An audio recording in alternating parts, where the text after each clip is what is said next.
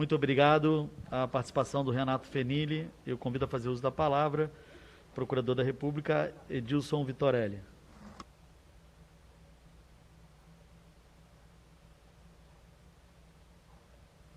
Muito bem, senhoras e senhores, muito bom dia.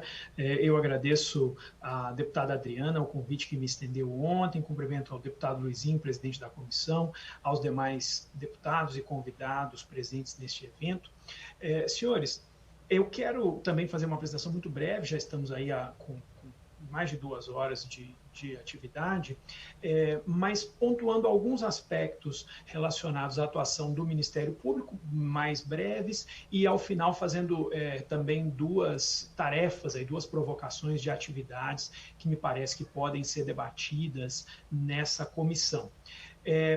Para essa primeira parte, eu quero compartilhar com os senhores uma pequena apresentação em que nós demonstramos algumas atividades que o Ministério Público Federal realizou nesses primeiros meses aí de pandemia.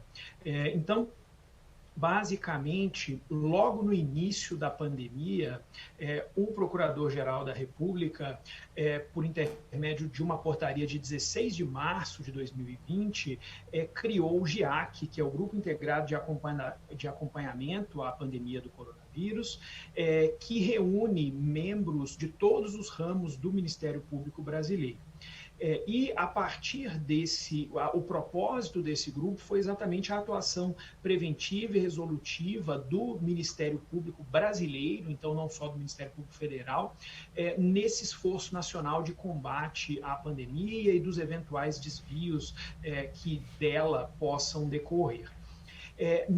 No conjunto desse esforço, na semana seguinte, 24 de março, o GIAC construiu uma rede de membros focalizadores com membros do Ministério Público Federal e Estadual de todo o Brasil, exatamente para permitir a facilitação do trânsito de informação e a viabilização de uma rede de controle nacional, uma vez que se sabia já naquele momento que o controle precisaria ser realizado nacionalmente, uma vez que as atividades de enfrentamento seriam basicamente centradas no governo federal.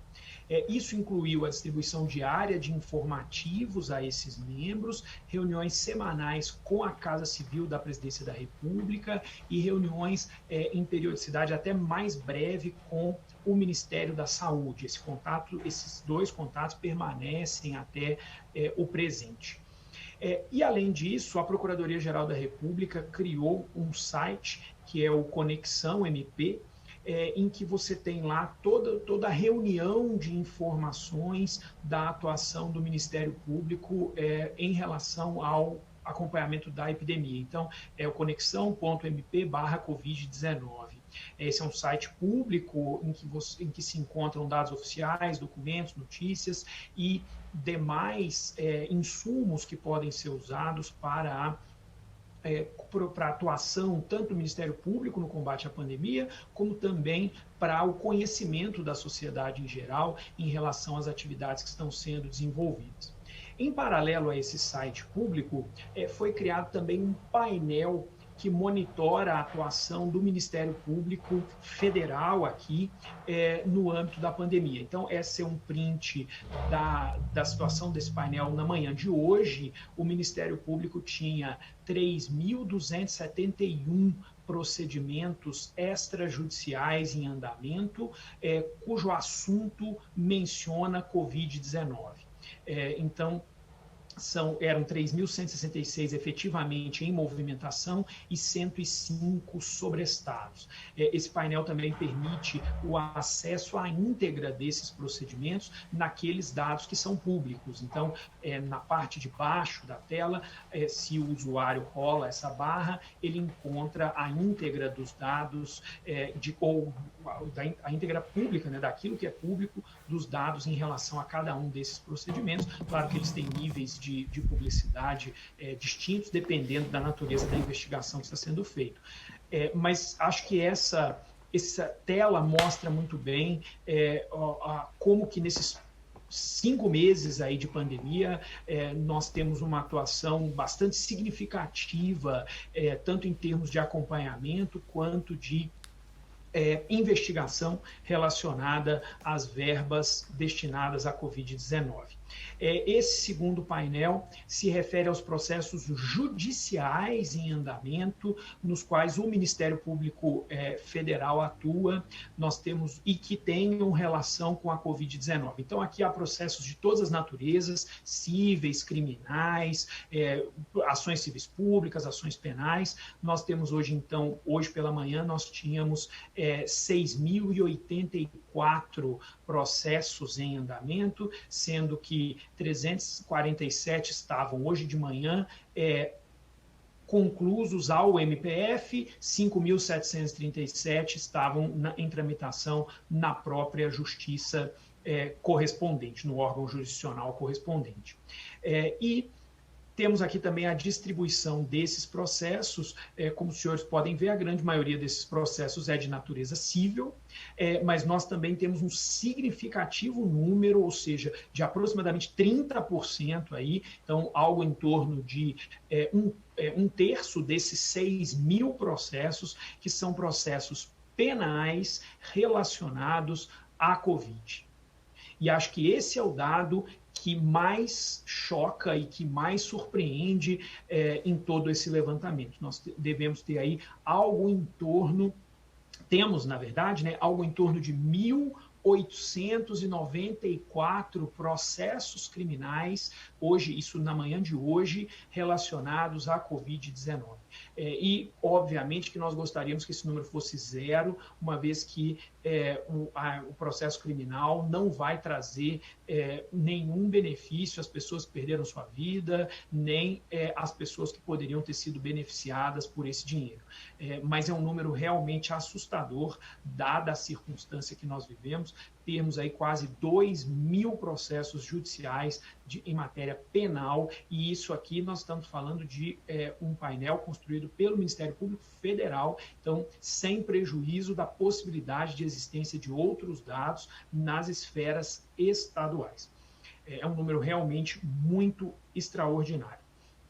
E esse é um painel relacionado à aplicação de recursos que o Ministério Público Federal direcionou ao combate à pandemia. Como os senhores sabem, desde o primeiro momento, o próprio Ministério Público Federal se mobilizou para obter recursos que eventualmente estivessem vinculados a acordos judiciais ou a ações penais ou a outros tipos de depósitos judiciais e que pudessem ser redirecionados à pandemia. E, para garantir a transparência desse direcionamento, também foi criado um painel para acompanhamento desses recursos especificamente. Então, na data de hoje, nós estamos com 2.211 milhões de reais direcionados pelo MPF, MPT e MP eleitoral ao combate à pandemia no Brasil. Então, aproximadamente 2 bilhões de reais são desses recursos que estão sendo utilizados, são oriundos de um esforço do Ministério Público, e aí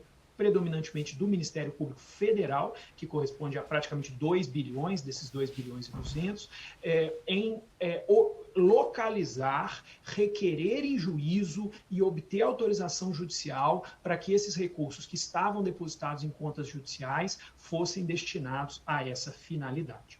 Então, essa é uma espécie de prestação de contas da atuação do Ministério Público Federal nesse primeiro momento. Essas ações também são passíveis de serem verificadas por ação, então é possível localizar exatamente de onde veio o recurso que foi direcionado pela atuação do Ministério Público, de qual processo ele saiu e para onde ele foi direcionado. Então, seria essa primeira parte, e eu quero concluir, vou aqui retirar essa apresentação, com 2 assuntos que me parecem muito importantes para o debate dessa comissão. O primeiro foi mencionado pelo deputado Luizinho, que é a importância de que nós sejamos capazes de fazermos um cruzamento entre os valores aplicados pela União, esses bilhões e bilhões de reais, e a efetividade dessa atuação. Para que nós sejamos capazes de fazer isso, é essencial que haja rastreabilidade desses recursos. E essa rastreabilidade, que é objeto da recomendação feita pela minha colega, a doutora Silvia Pontes, e encaminhada ao Ministério da Economia pelo Procurador-Geral da República, ainda é um ponto que nos preocupa profundamente, porque nós sabemos o recurso que a União repassa para o Estado, mas a partir do momento que a União repassa para o Estado, que repassa para o município, que repassa para o MOES, que por sua vez contratam uma atividade, todas essas mudanças dificultam e muitas vezes impedem que se saiba que esse recurso saiu originalmente do governo federal. Então é essencial que seja desenvolvida uma codificação padronizada para essas fontes de recursos de origem federal, ainda que elas sejam repassadas e subrepassadas entre os entes da federação. Esse não é um problema novo, esse é um problema que o SUS lida há muito tempo e que já poderia ter sido solucionado, não foi, mas que talvez a gente pudesse agora, nesse contexto, resolvê-lo de uma vez por todas. É fundamental que esses subrepasses de recursos continuem mantendo a rastreabilidade da sua origem federal, tanto para fins de controle quanto para fins de transparência. E a segunda ação, que é bastante relacionada com essa, que já foi mencionada aqui também, é a questão da funcionalidade de comparabilidade de preços nos portais de compras, especialmente no Comprasnet, para permitir que essa questão seja resolvida e que a gente finalmente possa saber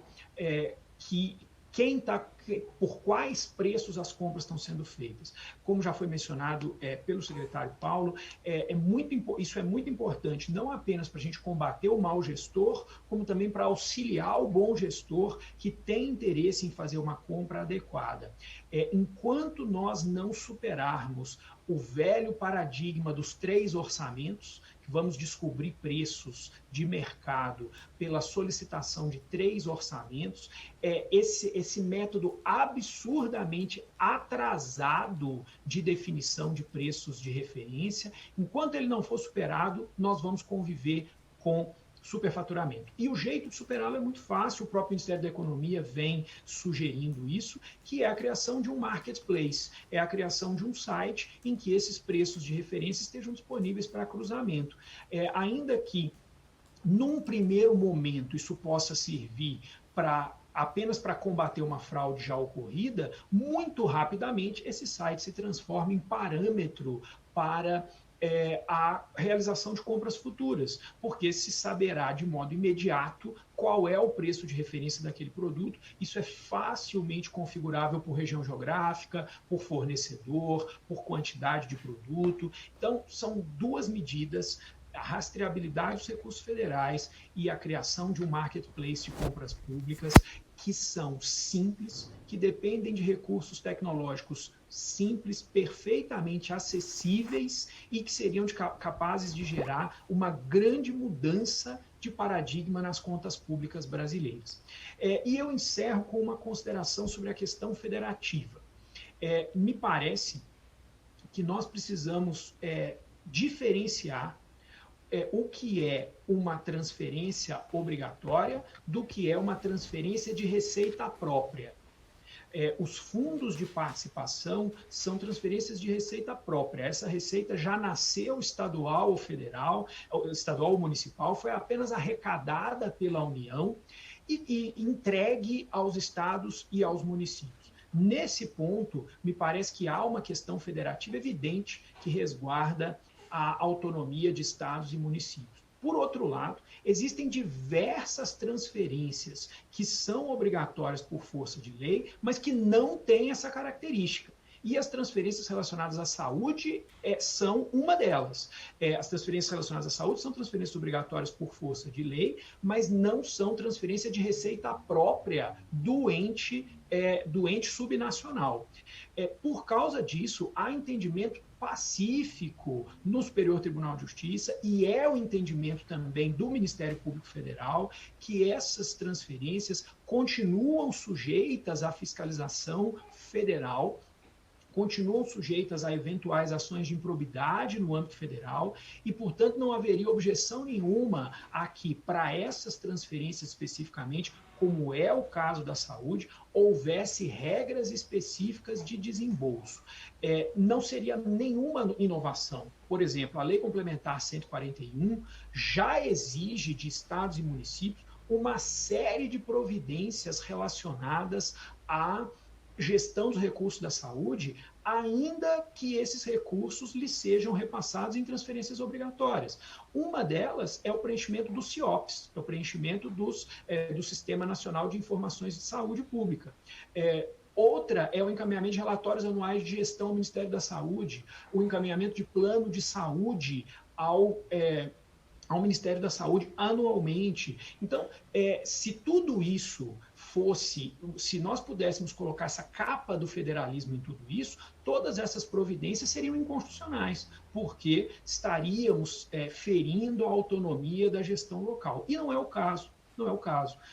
O que se reconhece é que essas políticas transcendem o interesse subnacional. Essas políticas vão além do interesse nacional. Então, não é o simples fato da transferência ser obrigatória que é suficiente para impedir que a União condicione essa transferência ou estabeleça regras para o modo como essa transferência será executada, como esses recursos serão executados pelo ente subnacional. E essas duas providências, a rastreabilidade do recurso público e a criação de um painel de compras simples, acessível, que permita a todo gestor do Brasil a verificação da análise do parâmetro, do padrão de valor das suas compras, seriam providências que essa comissão poderia endereçar e que seriam fundamentais para a melhoria da saúde pública e do controle dos gastos públicos no Brasil, na visão do Ministério Público Federal. Eu agradeço mais uma vez o convite de Vossas Excelências e devolvo a palavra ao